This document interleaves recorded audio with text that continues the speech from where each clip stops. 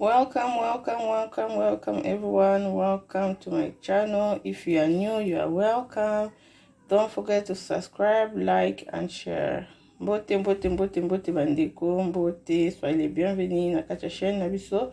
Ya Voice TV officiel, sokoza moto ya sika, soyez les bienvenus. Kubo santé ko s'abonner, ko cliquer cloche de notification, ko partager et ko aimer. Everyone, today I wanted to show you how I season my fish. This fish, I'm going to do a barbecue. I'm going to do barbecue fish today. I'm going to show you when I'll be outside. So I wanted to share with you the ingredient that I use to season my fish.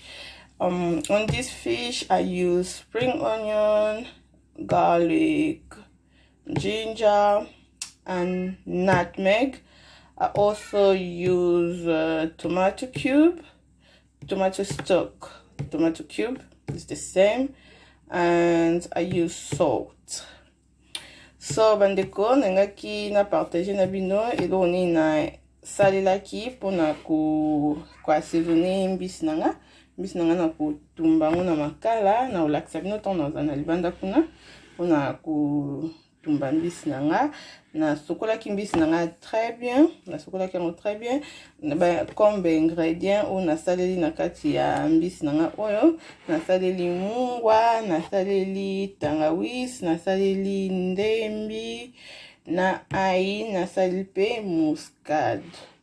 Na uchape mwa huile na ngai, na uchape mwa huile na ngai pona e permettre yango et tumba yango bien. Donc na sokola yango très bien, na sokola yango très bien, na assaisonner yango ndi na lobi na saleli cube tomate, na saleli mungwa, na saleli ai, na saleli ndembi, tangawizi et puis na kocha huile nanga bomoni na nikaki yango très bien pona omoni soki enika bien te bandembi etikali ezikisaka mbisi. Donc yango na kotumba yango na libanda na ko peut-être na kosa moi live amke tant na tumba na libanda. Alors bandeko nanga ndenge toujours tolobaka ko santé ko s'abonner, ko santé ko cliquer cloche de notification, ba remarque, ba suggestion, tozanango besoin.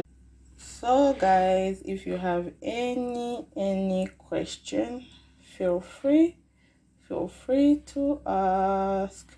So see you on my next video. Merci beaucoup bandeko, tokutani na belema ou ezali koya. Merci, bye.